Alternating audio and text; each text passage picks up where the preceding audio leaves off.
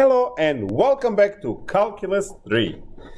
This is the first lecture of 2 on Lagrange multipliers. So we're going to take a look at optimization when constraint is present. So we are going to have some kind of a shape. It could be infinite surface that is wavy, like let's say you have the hills and the valleys and so on. A planet surface is not infinite, but so you can have confined space that you can hold in your hand, like or a building or something. The trick is that you have the wavy surface and then you have the constraint curve or a function in the domain which would intersect like a cookie cutter, the surface, and then there will be min and max values along that cut. Or simply if you have an object with a constraint function on it, right, there will be a maximum value and a minimum value along that constraint function. So there are ways in which this can be used. So this type of optimizing is very important in many areas. We'll see in engineering, packaging engineering, and so on. Also a lot of business economics, so one can use this, medical fields. This thing is technically everywhere. Production, right? It's a lot of stuff. So what's the basic idea here? The basic idea is that we are going to have two formulas given to us, two equations given to us. One is going to be the surface, and we call that objective equation, and the other one is constraint, along which we're calculating. So we'll have something like this, say, now I can't really pick stuff here because the numbers would be draconian. We're just going to use the homework examples and so on. So surface, let's say it's given by x squared plus y squared minus 2x plus 2y plus 5. So this would be the surface. And then we have another equation C such that xy is given as x squared plus y squared equals to 4. And this one would be known as the constraint.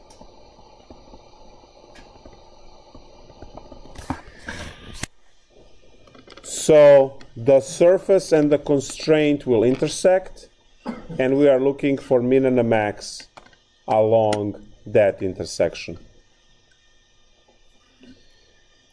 So surface is also known as objective function.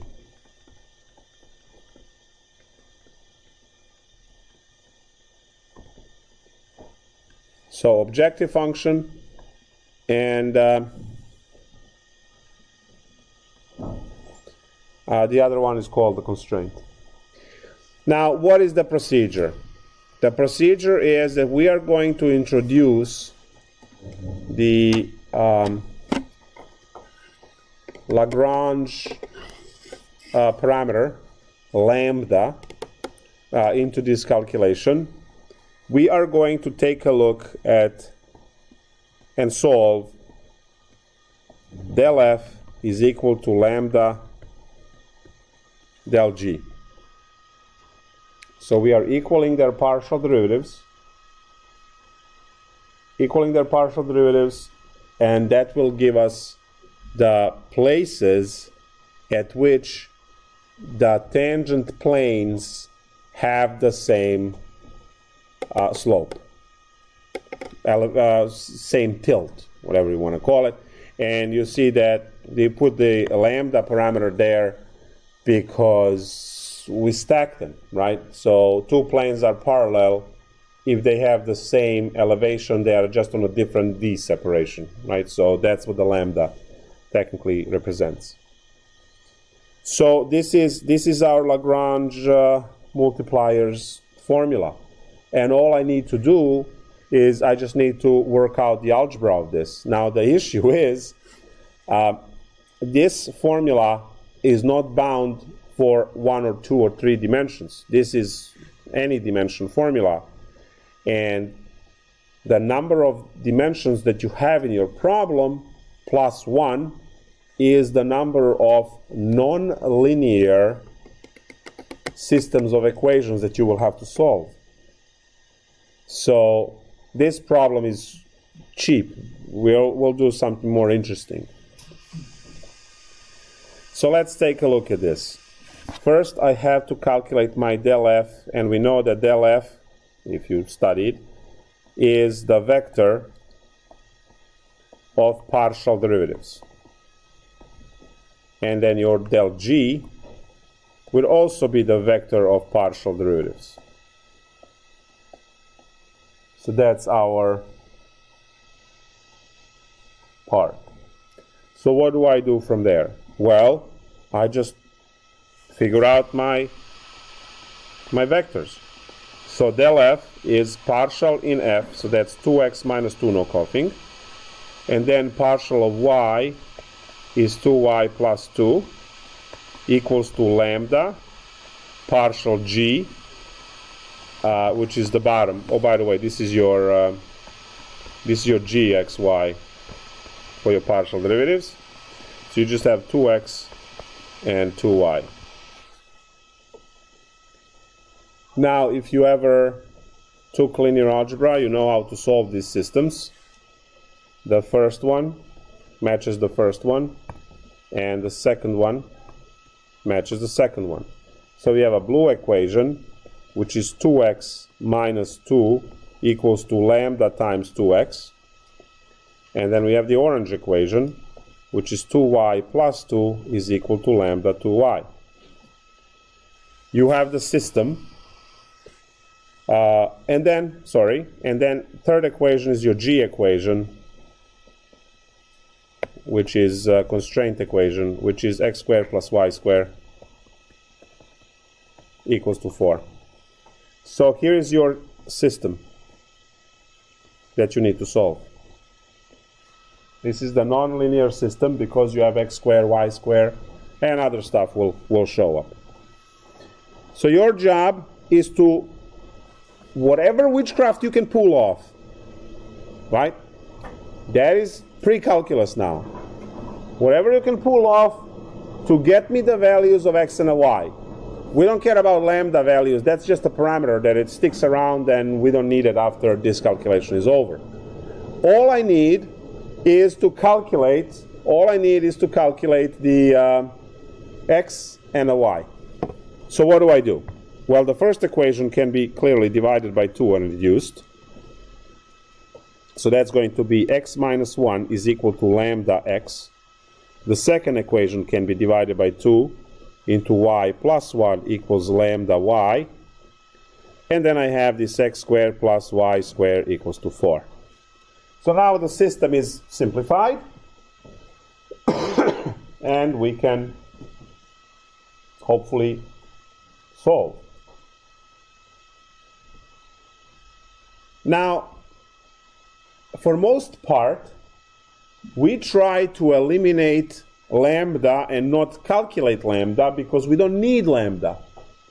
But in some cases, you will be actually calculating lambda first because that's the only option. As I said, whatever works. At the end, we don't care about lambda at all. So if you can eliminate lambda immediately, that's great. If you can't, don't worry about it. Compute lambda, use it to compute other stuff, and then throw it away at the end. So what can I do over here to solve this? Right? You have substitution, you have elimination, you have whatever witchcraft you can come up with.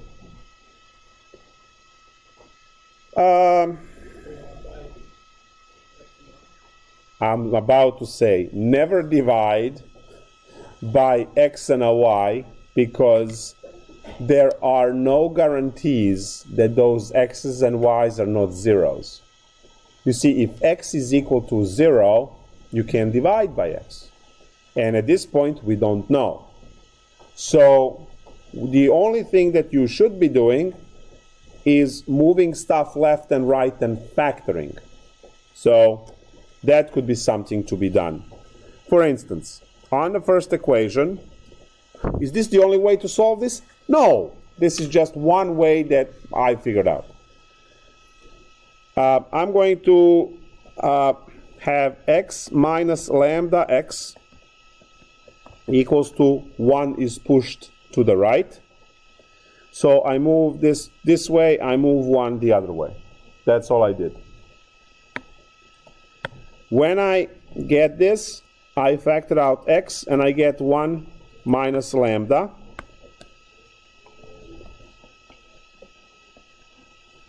equals 1.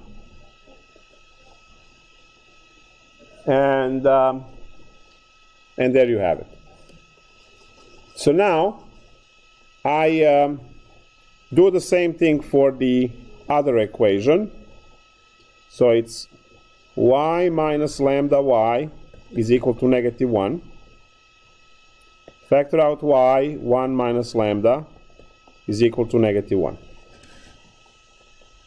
And as you can see now I can write x in terms of lambda, because x would be 1 over 1 minus lambda.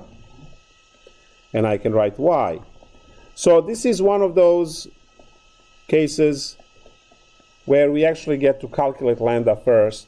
I mean, you solve in terms of lambda and you calculate lambda because you can now plug both x and a y here. You get 1 over 1 minus lambda squared plus negative 1 over 1 minus lambda squared equals to 4. We get to calculate lambda in this case. Tough luck, right?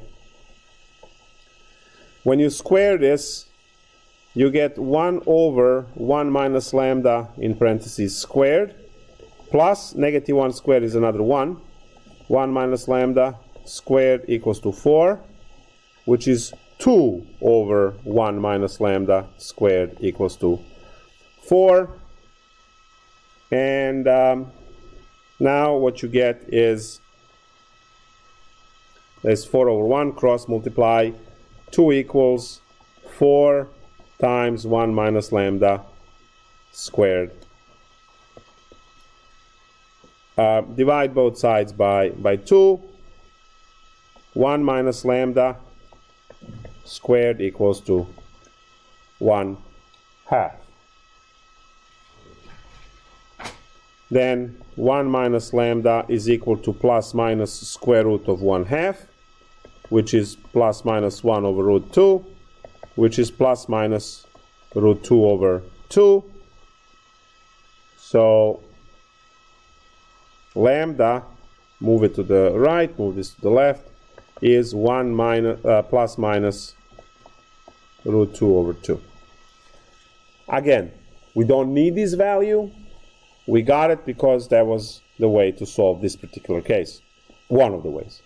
So now we know that x is equal to 1 over 1 minus lambda. And you have 2 lambdas, so you will get 2 different x's. So x1 will be 1 over 1 plus 1 plus 1, or root 2 over 2. That gives you 1 over 2 plus root 2 over 2 times 2 to kill the double fraction. x1 is equal to 2 over 4 plus root 2.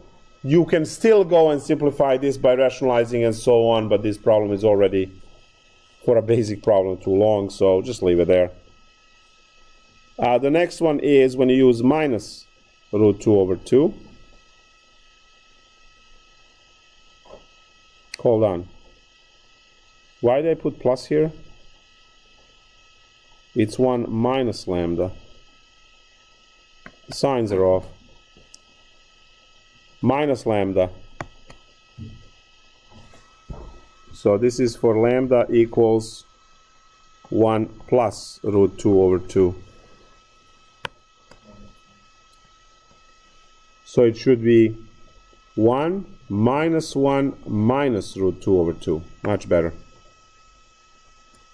So that's 1 minus 1 is 0. This is just negative root 2 over 2.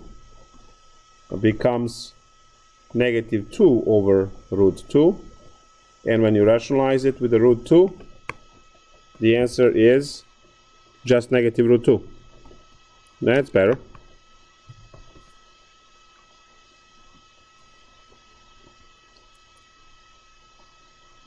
Yeah, negative root 2.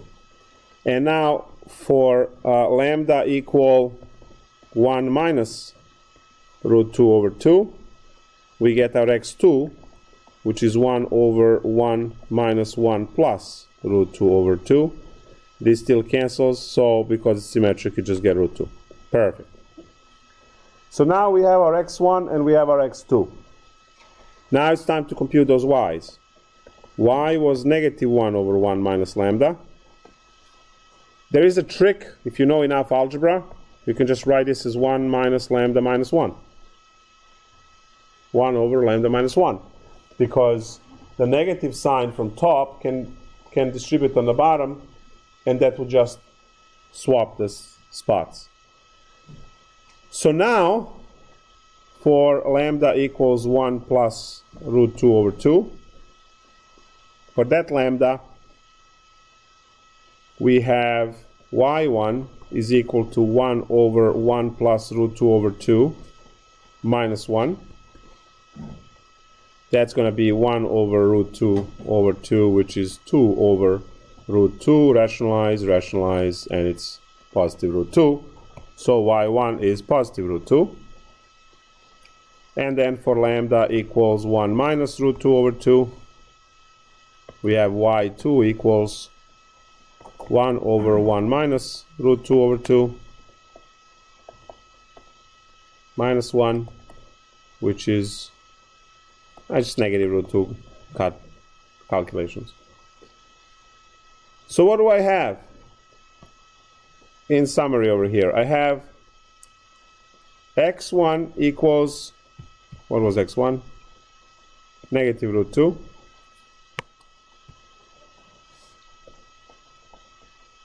x2 equals positive root 2. y1 equals positive root 2. And y2 equals negative root 2. Get all combinations of these values. So where are my critical points? They're at negative root 2, root 2, negative root 2, negative root 2. Then x2 is root 2, and root 2, negative root 2. There we go.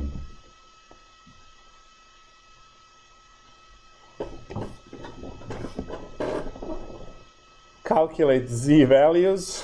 I'm just going to box it here and walk away. Calculate z values. Largest is ABS max, 3 dots, lowest ABS, right? So this method only gives us x and a y values for the domain, and then you still have to go and calculate the z values in original function. So you're calculating this in z equals f of x, y, which is objective function. That's where you're calculating your z values from. So you have these, you plug in one at a time. This point, get the z, that point, get the z, and then do the comparison. Do you like the introductory problem? Yes. This one?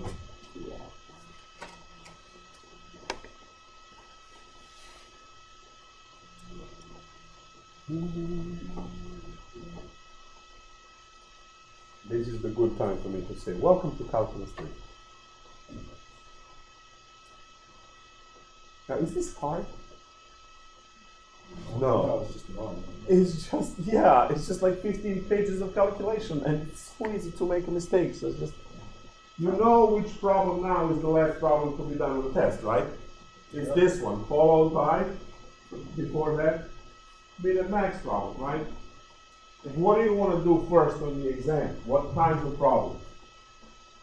Partial derivatives and gradients, like, you know, simple stuff that you can either as fast as ascent and descent, things that you can just, oh, I just need to find the magnitude of the vector that has two components, right? That kind of stuff is going quickly on the exam. What's the last? Min and max, and then Lagrange. If Lagrange is on the first page and you waste an hour and a half trying to figure it out, well, you have 0 for the rest, right? So you don't want to work Lagrange first. Now, Lagrange is a learning outcome. It must show up on the test. It must show up on the final. So Lagrange is very important. You had your hand up. No, I figured it out. All right, let's do. Wait, 15 minutes? Wishful thinking, but that's okay.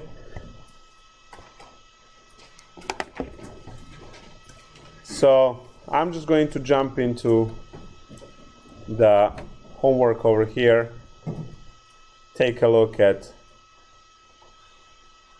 some cool stuff.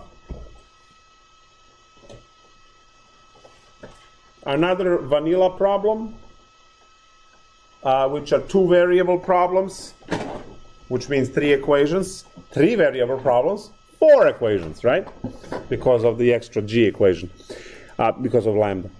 Let's go and work on something else. For instance, I don't know, just something 5 through 14.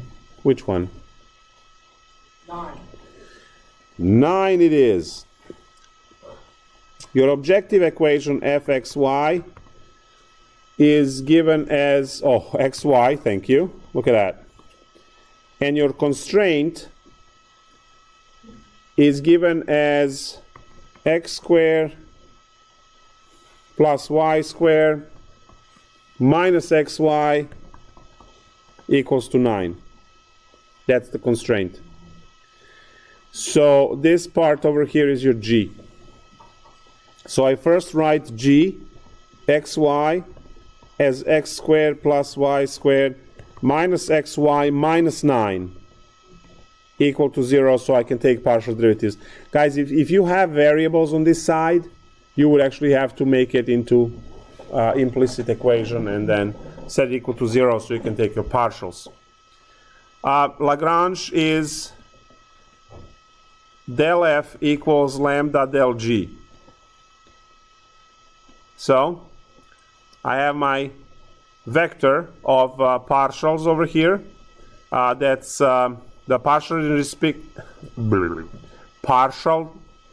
respect to x is just y, and partial in respect to y is just x. Equals to lambda times the vector. Partial derivative in respect to x is 2x minus y, and partial derivative of y in respect of g in respect to y is 2y minus x. Again, the blue equation so corresponds to the first here, so that's y equals lambda times 2x minus y. And then the orange equation, x equals lambda times 2y minus x, that's the orange equation. And then our black equation is the g equation, x squared plus, it doesn't matter which version you put down, equals to 9. Set of 3 equations, 3 unknowns, it's a nonlinear system, right? And good luck, right? Technically that's all it is. Now, here is something that is really awesome, which I did mention in a previous problem. It's time for us to do it now. Remember how I screamed symmetry, symmetry, symmetry, symmetry, symmetry, symmetry, symmetry, symmetry, right? Well, look at your, look at these 2 equations. If you swap x with y, do you get exactly the same? Guys, for Lagrange multipliers, this saves your life. We are not going to calculate anything. If you have symmetry, I don't know, write this in blood. If you don't have a different color pen, figure out how to make your finger bleed and just write it with your finger. All right? When you have symmetry, x equals y in a solution of Lagrange, we are skipping a page of calculations right now because of symmetry in equations. All right? The entire page of calculations and figuring things out is just done right there. So if you are able to swap x with y and come up with the same equation, so if I go in the first equation, the blue equation, replace every y with x and every x with y, I will get the orange equation. If I go in orange equation and replace every x with y and every y with x, I will get the blue equation. That makes that pair of equations symmetric equations. And for that pair, x equals y in the solution. So now you take that x equals y and you plug here, which is simply replace all y's by, say, x's and compute your x's. And because x equals y, as soon as you compute x's, you have your y's immediately. So we have now x squared plus another x squared minus x squared, because it's, well, I'll write it x times x. Yeah, my pen stopped working. There we go. So x times x equals 9. I'm just going to cancel these. X squared minus x squared is dead. So x squared equals 9 says that x is equal to what? Plus or minus 3. Whoever yelled 3 on this side just lost half of the points.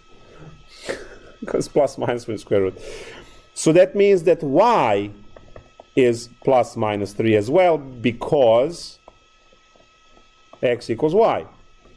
Now, remember how I said use all of the combinations? Well, x equals y, you don't get to use now 3 and negative 3, because 3 and negative 3, even though they could go in a point looking at this, they can't because x equals y. So your 2 points are 3, 3, negative 3, negative 3. So if you haven't figured out symmetry of equations in a sense that you are reducing the amount of derivatives you have to take, well, now figure it out so that you can reduce a page of calculations for your, right? Are you always going to have symmetry in equations?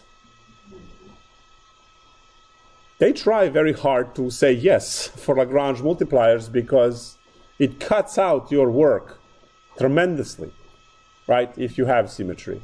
If you take a look at the problems that are given to you in a textbook, which is our last 5 minutes of the class, is this symmetric? No. Is that symmetric? Yes. Is this symmetric? No. Is that symmetric? Yes. Right? Is this symmetric? Yes. Is that symmetric? Yes. Number 7 is a joke. Symmetric, symmetric. Number 8 is a joke. Number 9, symmetric, symmetric. Number 9 is a joke. 10, not symmetric. Symmetric over here, so that's half a joke. That's symmetric, that's symmetric. 11 is a joke. 12 is a joke. 13 is a living nightmare. All right? 13 is a living nightmare because nothing is symmetric. Both equations are non-symmetric. And the last one is fully symmetric as well. So we have about half or more than half are extremely easy in the eyes of Lagrange multipliers here because you have a symmetric equation. That means cheap derivatives to take, and also this part would happen where you get two symmetric equations that you're getting from your gradients, x equals y immediately, and you go on and you solve it. So try to exploit this symmetry as much as you can. And then sure, right? Weekend is coming up, right? You can find an hour to work this out, right? Or we can work it out in class and, you know, kind of kill the lab. But sure, why not try number 13 and see? Maybe there is actually an easy way to solve the system of nonlinear equations. You just have to get yourself used to not just replacing in substitution x or y, but also replace the entire, let's say, y squared is equal to something, or y squared minus 1. You remember how in the previous section, when I did the completing the square and did the substitution with y plus 1 squared, the entire, get used to that, this problem. I had to combine these two equations in one. Do you really want to solve this for x and get the plus minus square root? That doesn't work, right? It's just, well, it works, but it's writing that is an absolute nightmare. So instead of solving this for x and a y and then plugging, remember let's say I got x equals plus minus square root of blah, blah, blah.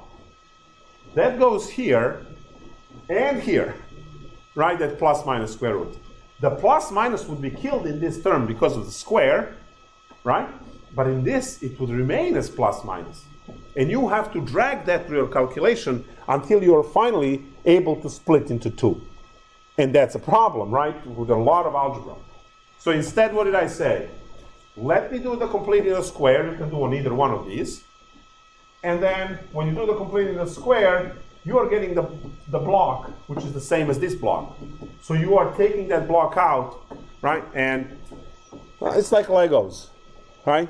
Or Minecraft. I don't know what you guys do like better. So those are the things that we can. Those are the things we can do.